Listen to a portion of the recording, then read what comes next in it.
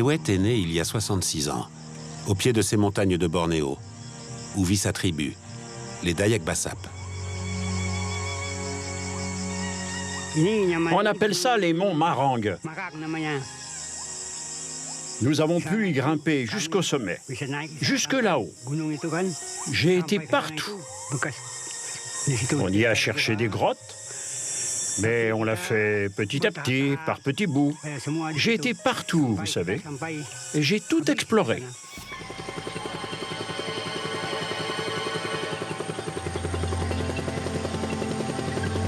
Ces montagnes, que l'on devine percées de milliers de cavernes, sont un pays de rêve pour un spéléologue comme moi. Depuis 1992, j'explore Bornéo à la recherche de sa préhistoire cachée dans les grottes. Avec une équipe d'archéologues, nous avons mis au jour des peintures extraordinaires, vieilles de 10 000 ans. Tout ceci aurait été impossible sans l'aide des meilleurs connaisseurs de ces montagnes. Et en premier lieu, Tewet, qui est devenu mon ami. Là, c'est le plus grand explorateur des montagnes, c'est pas Tewet. Di atas gunung? Ah, naik ke sana. Ok, ok. Ça fait jamais que 40 ans qu'il baroule dans ces montagnes, lui, pas Tewet. Quelque part, là, dans une grotte, il y a Tewet, 1966.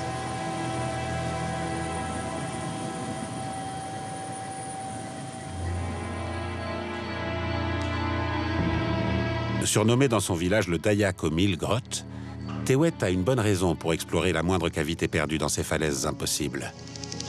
Les nids d'hirondelles ou de salanganes. Ces oiseaux construisent leur nid en 40 jours, avec leur salive riche en protéines. Hélas, pour ces hirondelles, leur nid est comestible. Autrefois réservé aux empereurs, les nids se négocient désormais à plus de 4 000 € le kilo à de riches chinois. Ils en font des soupes censées apporter force et vitalité.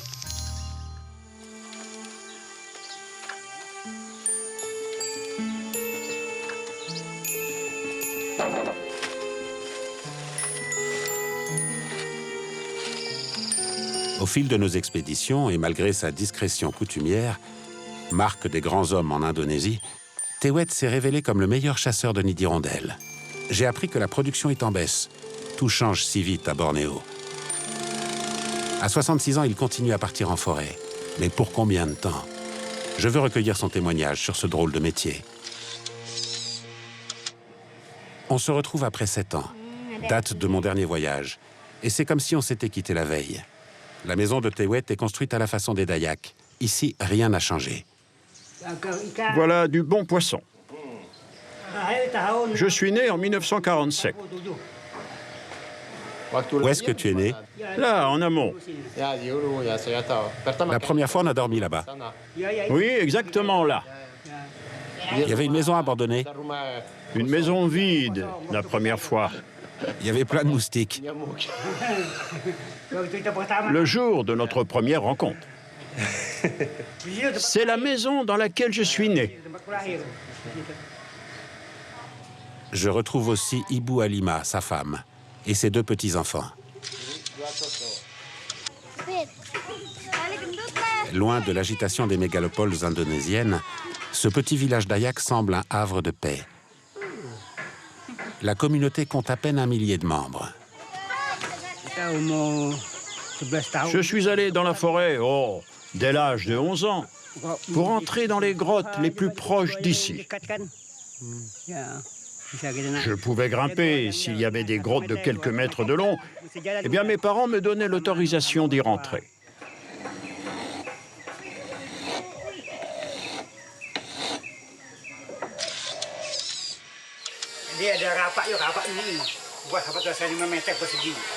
Dès mon arrivée, on me confirme que la production des nids dans les grottes, qui assurait la prospérité du village, est au plus mal.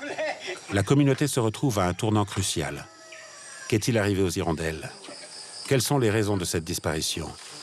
Et surtout, comment ces hommes libres parviendront-ils à ne pas aliéner leur liberté en travaillant dans les plantations de palmiers à huile, toujours plus nombreuses? Je veux comprendre. Comme tout véritable Dayak, Tewet a la bougeotte. Il ne m'a pas fallu longtemps pour le convaincre de mener cette véritable expédition de 2 semaines en autonomie. C'est le rôle des vieux sages de prévoir le destin de leur communauté. Nous embarquons pour sa dernière tournée aux confins de son territoire. Plusieurs pirogues sont nécessaires pour tout emporter. Vivres, essence, matériel de camp. Ne rien oublier ou apprendre à s'en passer. Je suis impatient de quitter ces zones habitées, de retrouver la grande forêt, m'immerger dans la nature. Et c'est le départ. Enfin.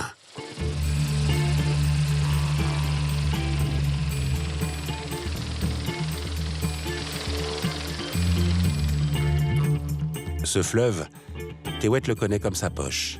Le moindre affluent, chaque obstacle. Si tout se passe bien, l'équipe devrait arriver au cœur de la forêt et des montagnes en 4 jours de pirogue. 80 km à vol d'oiseau, mais 3 fois plus en raison des méandres.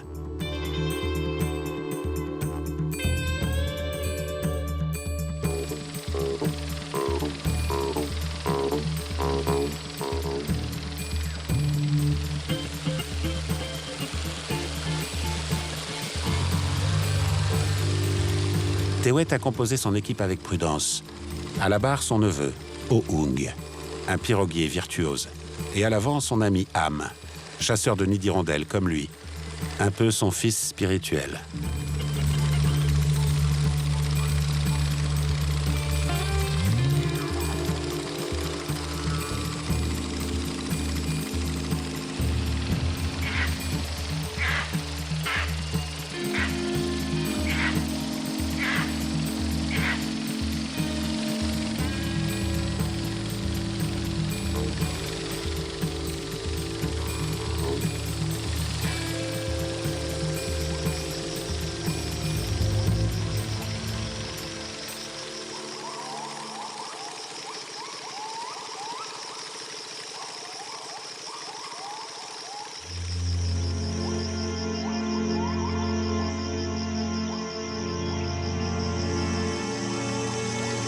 Voici les contreforts des monts Marang.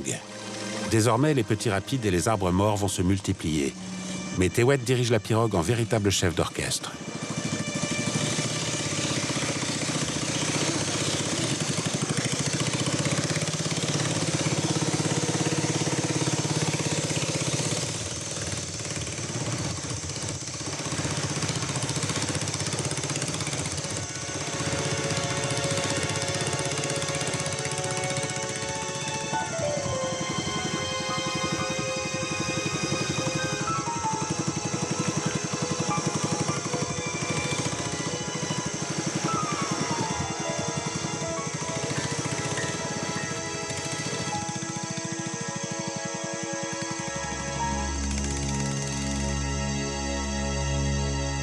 Une falaise, des bananiers, une cabane de gardien. Cela sent la grotte à nid d'hirondelles. Ohung se dirige tout droit vers une grotte cachée dans la végétation. J'espère qu'on va pouvoir en récolter. Moi aussi.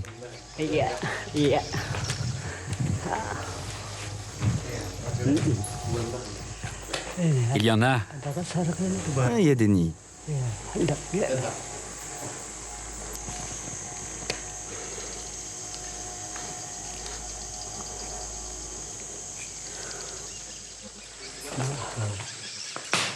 Je gratte et tu ramasses en bas.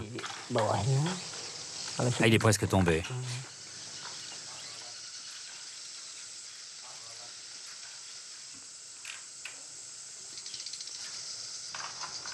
Attrape-le. Il y a 3 variétés de salanganes qui produisent des nids comestibles. Ceux-là sont de la moins bonne qualité, car utilisant en partie des végétaux. Ça provient de mousse, des racines et des mousses de rocher. Ça vient de la salive. C'est ce côté qui est collé au rocher. Si on le vend, ça ne rapporte même pas $1. Juste de quoi s'acheter un paquet de cigarettes. Normalement, on préfère le manger plutôt que le vendre. Oui, c'est bon pour l'énergie, pour la vitalité.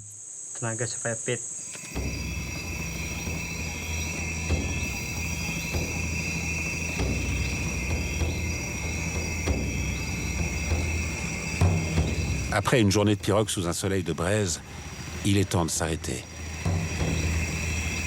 Ici, on est presque sous l'équateur. La nuit tombe d'un seul coup, à 18 heures.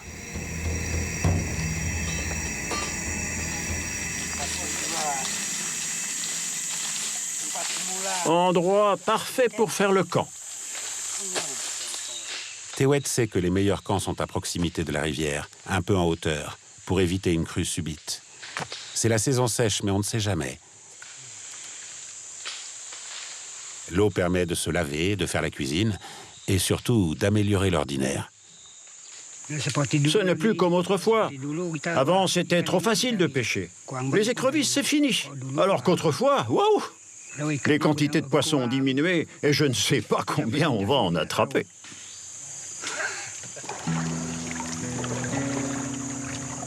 Tewet est un Dayak. C'est ainsi qu'on appelle les autochtones de la grande forêt et des rivières de Bornéo. Il a appris en même temps à marcher, à pagayer et à pêcher. Ses ancêtres peu nombreux ont vécu en harmonie avec une nature qui semblait inépuisable.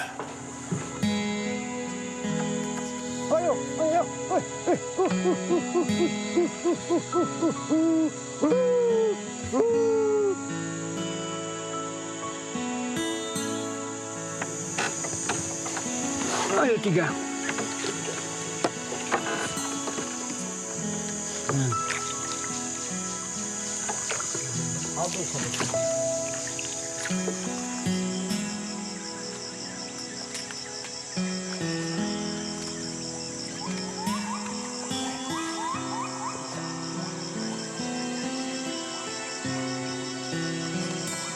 Tewet et Ham m'ont parlé d'une grotte au nom évocateur, Gwasungai, la grotte de la rivière. Autrefois, des hirondelles y nichaient.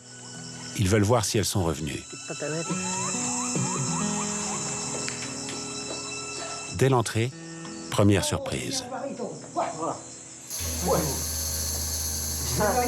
Voici le gardien de la grotte.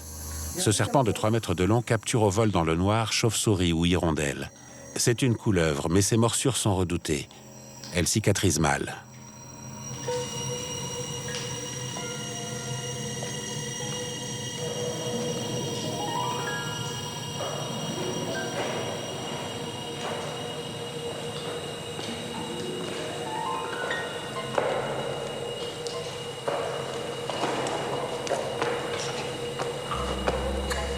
Ce n'est pas la seule surprise de la grotte.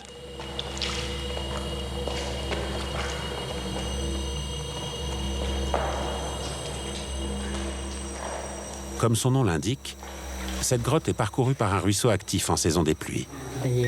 C'est l'eau qui dissout le calcaire et façonne en le restituant ses concrétions foisonnantes et ses bassins suspendus.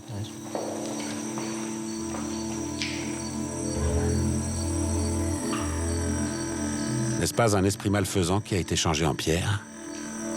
Il n'est pas étonnant que les autochtones de l'île aient toujours noué des relations complexes faites d'attirance et de répulsion avec le monde souterrain.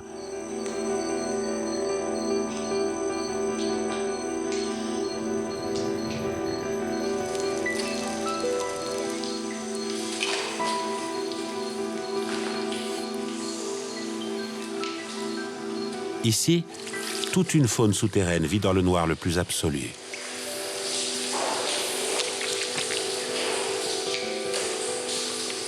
L'intérêt économique a poussé les chasseurs de nids d'hirondelles à surmonter leurs craintes. Mais il n'y reste que le temps nécessaire à leurs occupations. Tewet, lui, est un vrai spéléologue. La curiosité le pousse à explorer, l'œil toujours aux aguets. Ici, il ne trouvera ni hirondelles ni peinture. Rien qu'une forte colonie de chauves-souris. Et les deux espèces ne cohabitent pas. Oh là là, il y a plein d'arêtes. Fais-le croustillant. On va se régaler. Pas assez cuit, ça. Demain, on va peut-être devoir marcher. La rivière est trop basse. Ça va être difficile sur l'eau. On partira tôt le matin, à 7 ou 8 heures.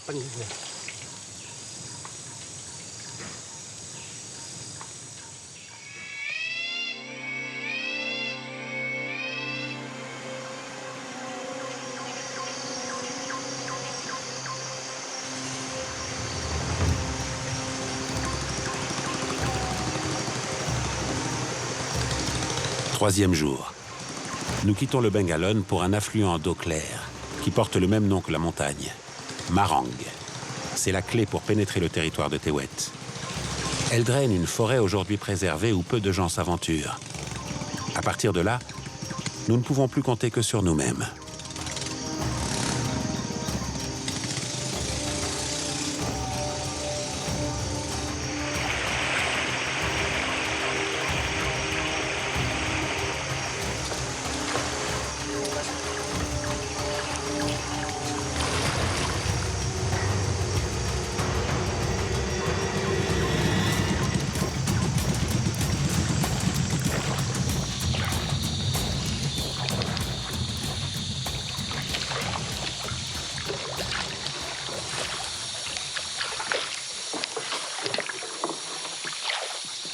Sur les cartes, la rivière n'existe pas, masquée par la végétation.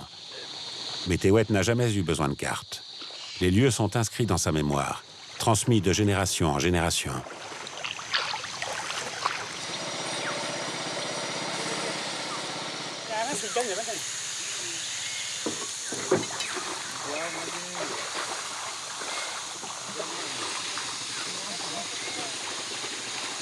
Les hommes et le matériel souffrent entre les rochers et les rapides.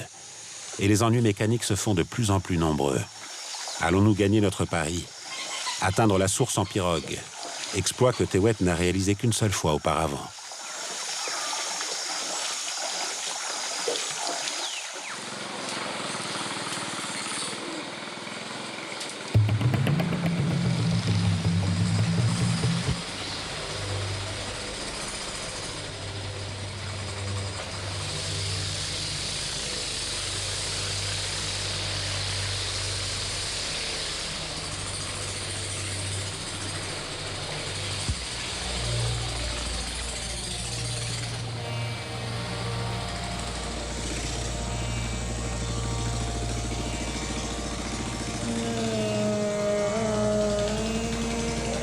La légende disait que des esprits maléfiques hantaient ces lieux. Aujourd'hui, il n'y a rien à craindre. Le vacarme des moteurs chasse les démons.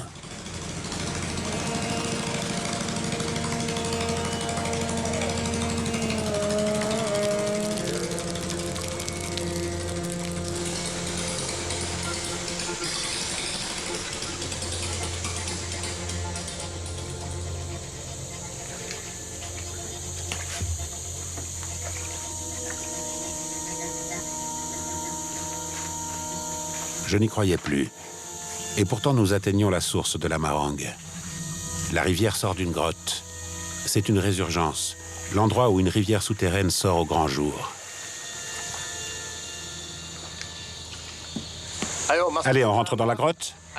On traverse jusqu'à Sedepan. On suit la rivière.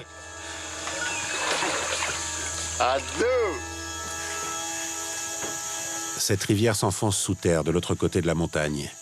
Ses eaux ont une couleur unique dans la région, colorée par des oxydes de fer.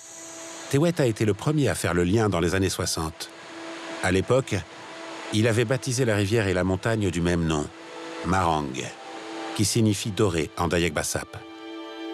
À présent, notre progression se fera à pied sur l'itinéraire couvert par les chasseurs de nids, en franchissant un col, jusqu'à la grotte géante de Sedepan, l'endroit même où la rivière pénètre dans la montagne. C'est le prochain objectif de notre expédition.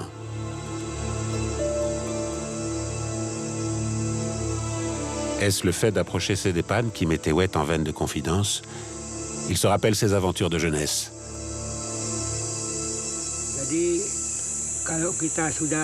Quand on avait trouvé une grotte, on y passait la nuit. Et le lendemain, on poursuivait plus loin notre recherche. En général, on était 3 ou 5 hommes. On emportait toute la nourriture, on la répartissait équitablement. Cela dépendait de combien de jours on devait survivre. On emportait également de l'eau. Chacun devait porter 5 litres. Quand il n'y en avait plus, on devait redescendre et on recommençait.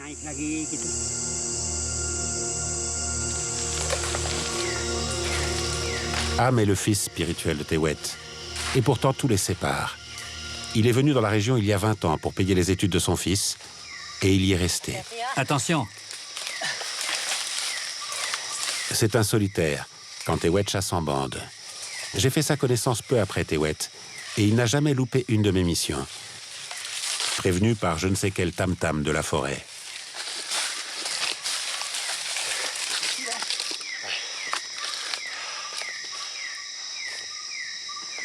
j'utilise des jumelles. On peut voir loin. Je venais souvent ici Pourquoi faire? pour repérer les hirondelles. Tu n'as pas peur de grimper tout seul dans ces montagnes? Oh non, parce que j'ai l'habitude de grimper dans les montagnes. J'ai l'habitude d'être seul dans la forêt. C'est ma passion, ces montagnes, en dents de scie. Tu n'es pas fatigué de faire ce travail? Oui, maintenant ça me fatigue, parce que c'est ennuyeux. C'est devenu ennuyeux maintenant, maintenant que les revenus sont en baisse. Pour vivre maintenant, il va falloir trouver autre chose. Jusqu'à aujourd'hui, je n'ai pas trouvé d'alternative.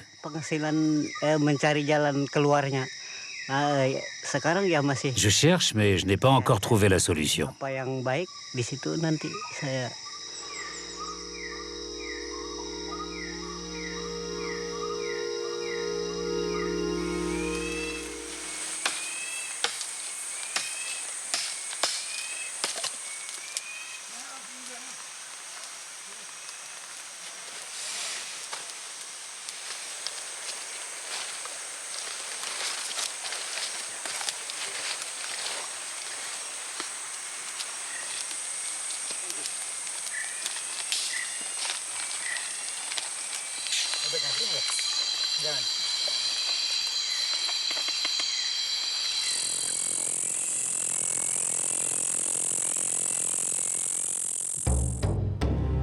Nous partons avec le strict minimum. Il faut toute la science ancestrale des Dayaks pour retrouver les sentiers avalés par la végétation, s'orienter dans ce paysage de pitons, de crevasses, de vallées qui ne mènent nulle part. Après 2 jours de marche, nous retrouvons les eaux dorées de la Marangue. Il n'y a qu'à les suivre pour arriver à la grotte de Sédépan. Autrefois, les grottes étaient un droit à vie, comme la grotte de Sédépan. C'est moi qui l'ai découverte. Elle rapporte toujours, mais je ne l'ai plus. L'administration l'a saisie. Voici enfin la grotte de Sédépan. Rien de bien accueillant devant cette petite cité fortifiée. Des gardiens armés sont même là pour protéger la grotte des convoitises. Ces dernières années, plusieurs attaques de pillards ont fait au moins 1 mort parmi les assaillants. C'est moi, c'est Ham. Ham, suivi de Tewet.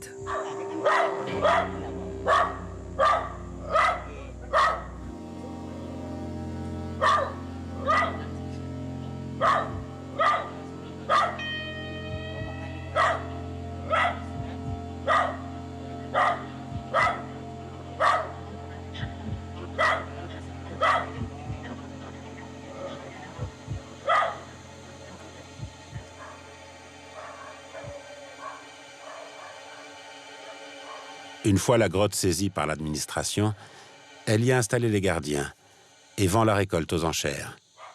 Il y avait trop d'argent en jeu pour que les politiciens ne s'en mêlent pas.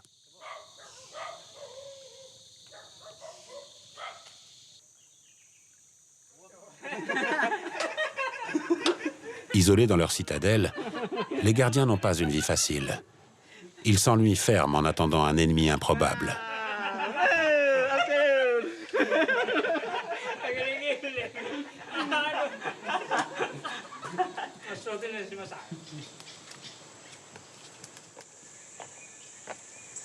Toté est le contremaître de la grotte depuis 7 ans. Il ne voit sa famille et ses 2 enfants que quelques jours tous les 2 mois. Oui, c'est difficile de vivre dans les montagnes. Mais c'est un peu la lutte pour la survie. pour faire vivre la famille. C'est pour ça qu'on continue de le faire. Ma femme et mes enfants ont besoin de manger. C'est la responsabilité du mari. Le boss explique que comme la production et les prix des nids ont baissé, il a dû diminuer tous les salaires.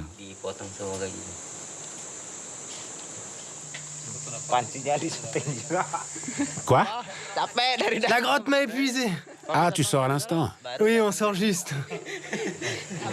L'ambiance chez les gardiens n'a rien à voir avec celle que j'ai vue il y a 15 ans, à ma première visite. La récolte battait alors son plein. Les paniers se remplissaient de nids. L'argent coulait à flot.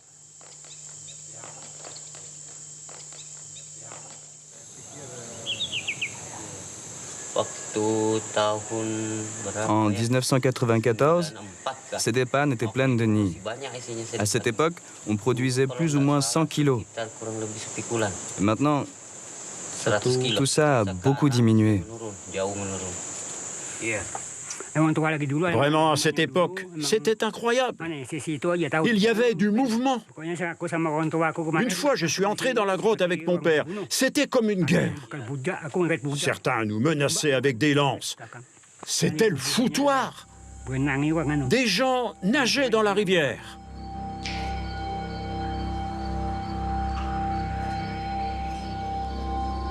Faisant exception à la règle, Toté accepte de nous montrer l'état des colonies dans la zone interdite de Sedepan.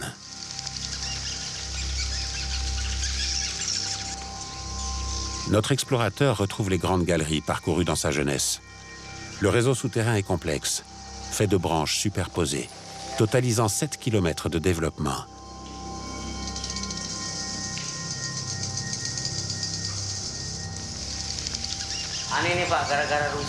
Ce qui a ruiné la grotte de Sedepan, c'est le feu de forêt.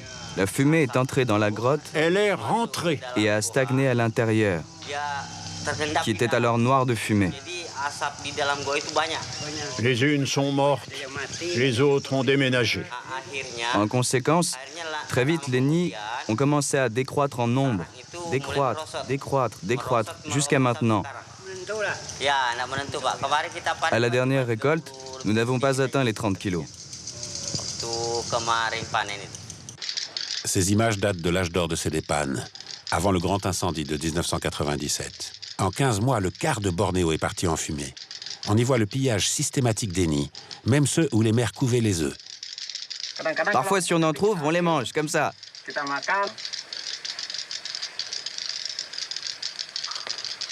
C'est bon pour la santé, mister, quand on les gobe.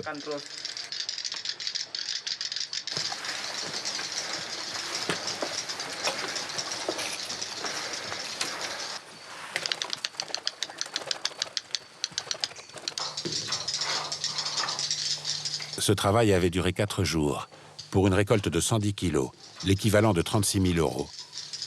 En quelques minutes, dans cette seule galerie, ils avaient rempli facilement un sac de 2 kilos. Une surexploitation quasi-industrielle dont il était facile de prévoir le résultat. La demande en nid ne cesse de croître. Les prix sont en conséquence.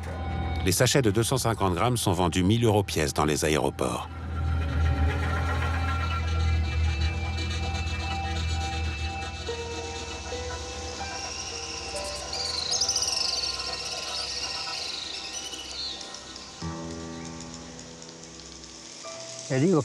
La première fois, on n'est pas allé très loin dans la grotte. On n'avait pas encore de lampe électrique. On utilisait des bougies, une par personne. On a pu profiter des nids de cette grotte que 2 ans. Il n'y a plus que 3 grottes gardées comme Sedepan, quand elles étaient plusieurs dizaines il y a 10 ans.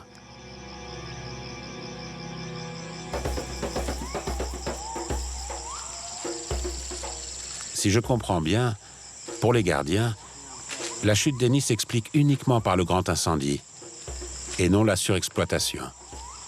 Notre enquête continue avec une grotte qui appartient à Tewet et qu'il a réussi à exploiter en cachette de l'administration.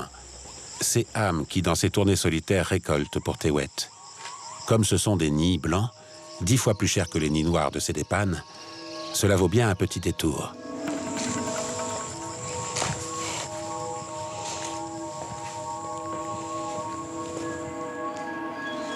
Au bout de 800 mètres de progression, voici enfin l'emplacement de la colonie des Salanganes à nids blancs. La dernière récolte a livré une vingtaine de nids.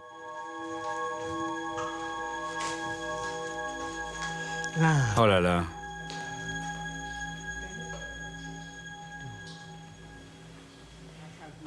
Oh, la colonie est épuisée. Oui, c'était la dernière colonie. Oh, c'est fini. Autrefois, nous avions toujours des nids ici. Maintenant, c'est quasi vide. D'habitude, on ramassait 200 à 300 nids. Le nid ne devrait pas être comme ça. Il devrait être tout blanc, comme là. Il devrait être plus grand, avoir 2 doigts de largeur. Si on récolte avant l'envol, il n'y aura pas de descendance. Il n'y a plus que les oiseaux âgés pour fabriquer des nids. Peut-être que c'est comme nous. Les vieux ne peuvent plus faire d'enfants.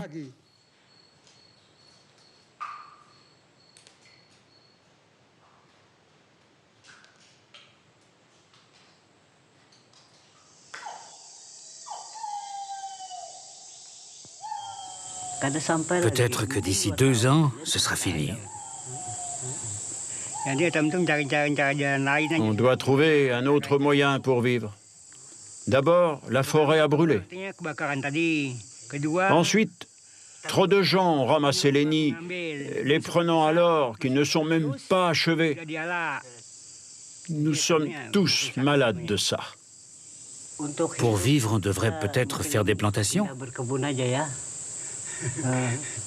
Ça demande des capitaux.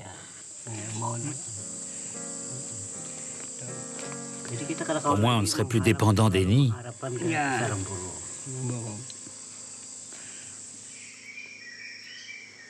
La prise de conscience et le désarroi de mes amis me touchent. N'y a-t-il donc aucune alternative? Aucune solution pour continuer le mode de vie ancestral dans les Montmarang? Sur le chemin du retour, je propose à Tewet de rencontrer au village le chef traditionnel, car j'ai quelques questions à lui poser.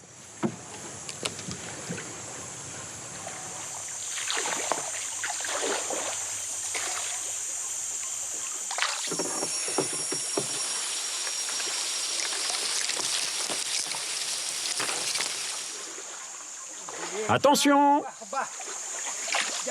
Ne pas tomber! Ne pas embarquer d'eau!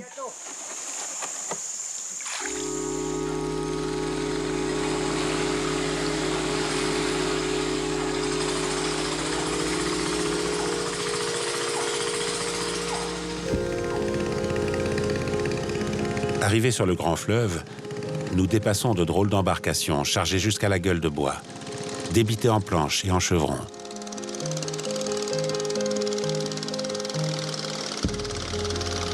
Cela n'a rien à voir avec le trafic dense que j'ai pu voir sur le fleuve il y a 15 ans.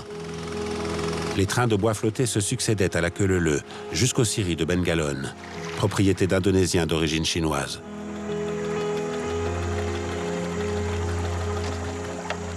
Quel est le prix du mètre cube? 40. 40 quoi? 40 euros?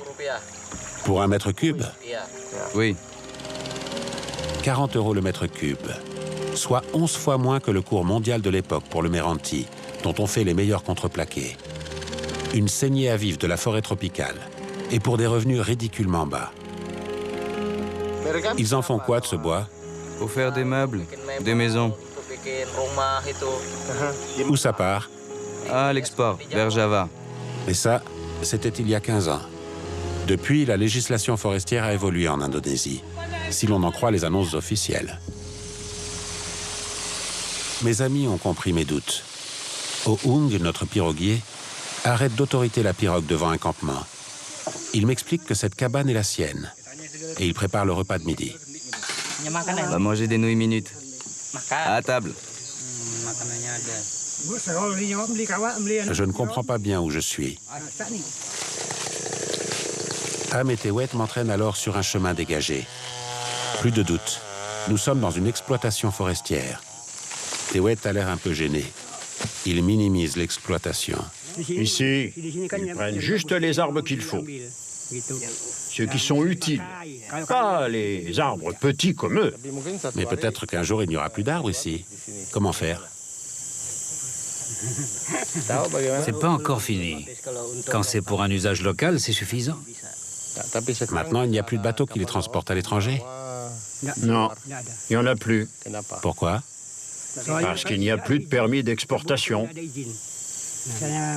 Pour l'étranger, ce n'est pas possible. C'est juste pour l'usage des villageois, rien d'autre. La bonne nouvelle, c'est cette interdiction d'exportation du bois. Elle limite de fait les exploitations industrielles trop criantes. Et même si je n'aime pas voir un arbre de la forêt martyrisé par une tronçonneuse, on ne peut oublier que depuis toujours, les Dawaks ont coupé les arbres dont ils avaient besoin pour construire maisons ou bateaux. On pourrait imaginer une gestion raisonnée de la forêt pour continuer à en vivre sans l'épuiser.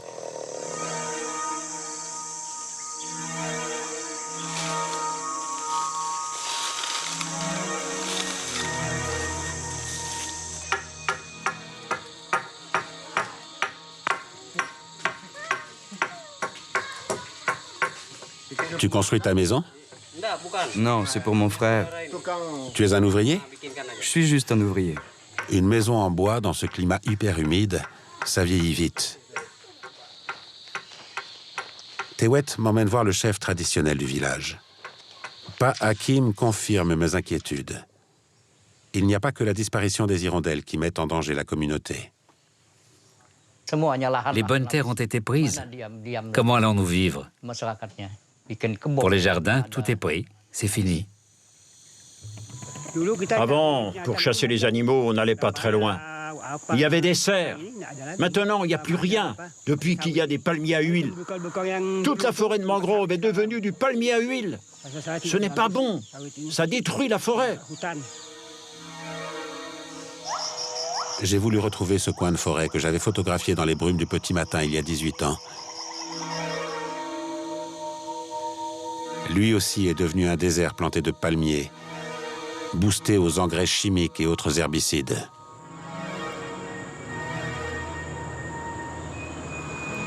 Mais le pire est à venir. Ces mines de charbon à ciel ouvert bouleversent le sol sur 50 mètres de profondeur et se rapprochent des monts Marang.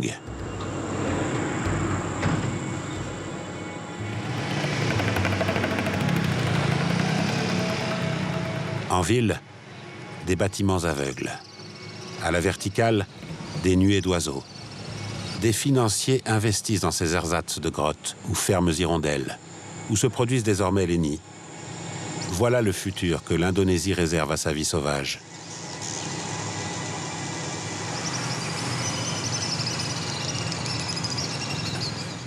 Nous sommes très préoccupés par cela. Ça fait longtemps que le charbon est exploité par la compagnie. Et c'est pareil pour les palmiers à huile. Mais nous devons penser aussi à ce qui reste de notre forêt.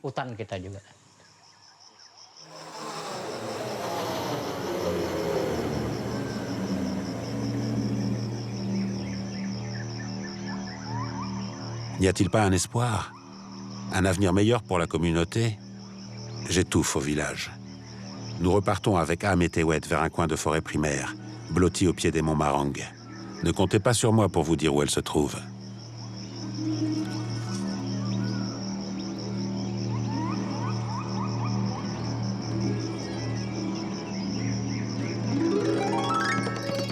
Notre objectif est une grotte secrète, perchée dans des falaises masquées par la végétation, où Tewet veille sur un autre trésor.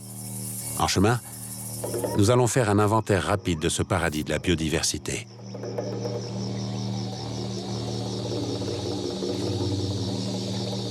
Il y a 12 ans, j'y ai fait une rencontre inoubliable.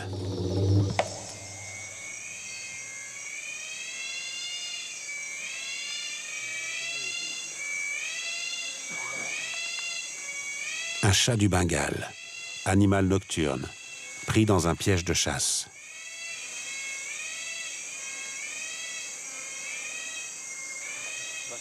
Tu peux couper la corde?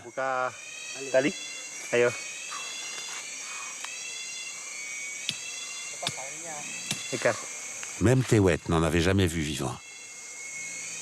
Il va où? Il va s'enfuir. Je ne vois pas de ginseng.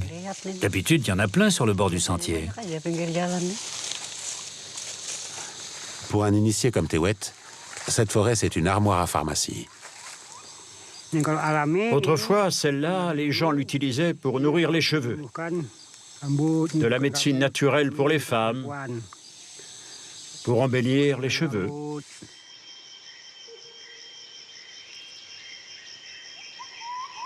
Une raison de plus de protéger cette forêt où se cachent des médicaments inconnus de la médecine moderne. Tout de même, Tewet, botaniste et tradit praticien. Décidément, cet homme n'arrête pas de m'étonner. C'est un médicament pour quand on vomit du sang. Les feuilles ont des nervures, une face est verte, l'autre est rouge. Celle avec des épines, c'est pas un médicament. Oui, ça sert pour faire la sauce. Oui, on peut manger les feuilles. Elle s'appelle Kambat Utan. La bonne sent bon. Elle est parfumée.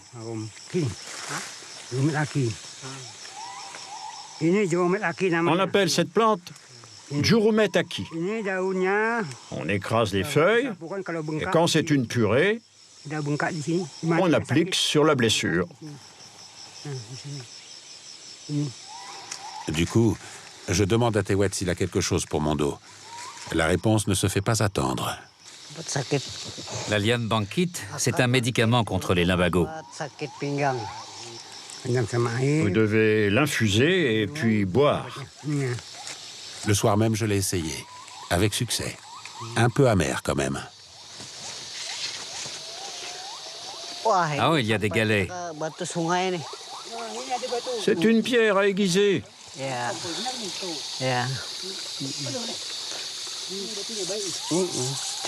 Ça marche bien, ces pierres naturelles. C'est comme ça que faisaient les anciens.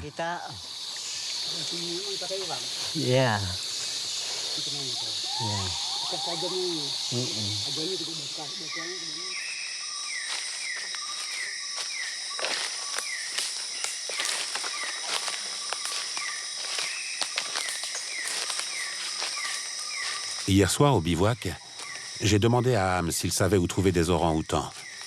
Ham a l'air sûr de lui, mais nous tournons en rond depuis 1 heure. Il utilise tous les artifices du chasseur. Rien à faire.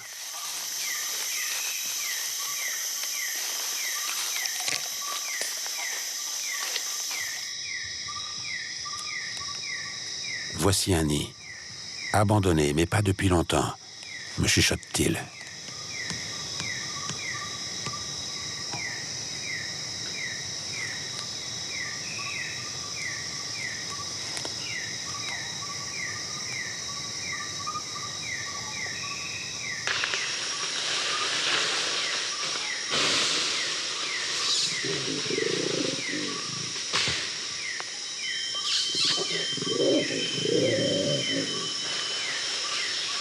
Orang-outan signifie homme des bois en indonésien.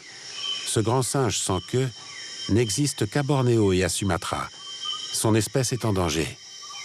Je suis heureux que quelques individus puissent trouver dans cette forêt isolée des monts Marang un havre de paix. Mais tous les autres...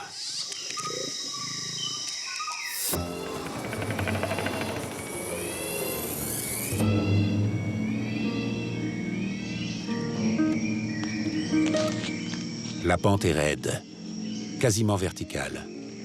À son âge, c'est une sacrée performance, mais Tewet est motivé. 100 mètres plus haut, se trouve dans une grotte ce fameux trésor. Un trésor qui, lui, ne se mange pas et qui pourrait offrir une seconde chance à sa communauté.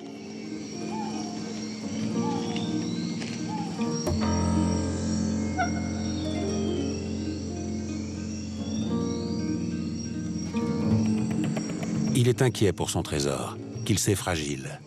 Dès le premier coup d'œil, le voici rassuré. Ouais, elles sont là. Voilà les peintures.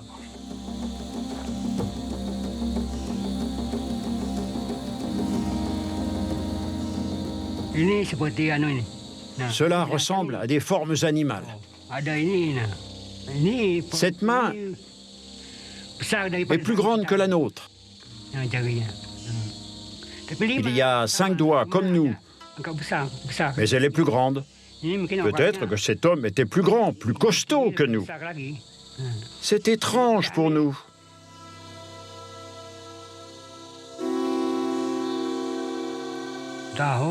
C'était en 1964. On cherchait juste des nids d'hirondelles. À l'époque, on n'a pas fait attention à ces peintures de main.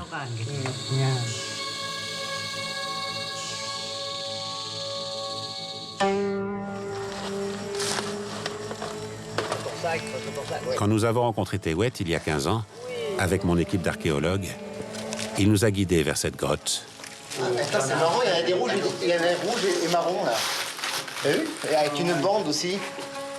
Là aussi, il y en a encore. On retrouve les lignes aussi, regarde là. Regarde là-bas, regarde ça ici, les tatouages là. C'est la plus belle des 35 grottes ornées que nous avons découvertes et étudiées à Bornéo. Regarde là, c'est génial là. Il y a une sorte de petit lézard là. Un petit lézard aussi. Oh, il y a une cinquantaine, hein, au moins. Il y en a partout, hein, surtout. Tout le plafond, il est peint. En hommage, je l'avais appelé Guatewet. Regardez, les peintures continuent jusqu'ici. Attends, mais c'est incroyable, là, ça fait la combienième là. C'est la 11e grotte. C'est la 11e grotte. Là, il y a un paquet fou. 31, 32. 32 là-dedans, donc 30, 60 et centaines. Ouais, en fait, cette technique de relevé est évidemment pas une technique d'une précision micrométrique. Mais elle est adaptée aux conditions de terrain, à l'isolement des grottes, au fait qu'on y reste 2 jours, 3 jours maximum, alors qu'il faudrait rester 3 mois pour faire un relevé parfait. Mais ça me permet d'avoir les dimensions exactes des peintures et de reconstituer après sur ordinateur à partir d'une série impressionnante de photos. Ces peintures, uniques au monde, auraient plus de 10 000 ans et une importance patrimoniale mondiale. Nous avons à l'époque incité Tewet à les protéger, dans l'espoir qu'un jour, des touristes amateurs d'aventure viennent les admirer. Grâce aux découvertes archéologiques, le gouvernement indonésien a déjà classé les monts Marang en réserve naturelle. Un vaste parc national est en cours de création qui va englober la forêt profonde, les grottes et toutes les montagnes calcaires de la région. J'ai peur que nous perdions cet héritage du passé. Nous devons le surveiller et nous devons bien le gérer. Nous avons à sauvegarder les vestiges pour assurer notre futur. J'espère que cela existera encore pour nos petits-enfants et puisse devenir un bon business et créer une bonne coopération avec les touristes. Je suis prêt à m'investir dans ce projet, vraiment.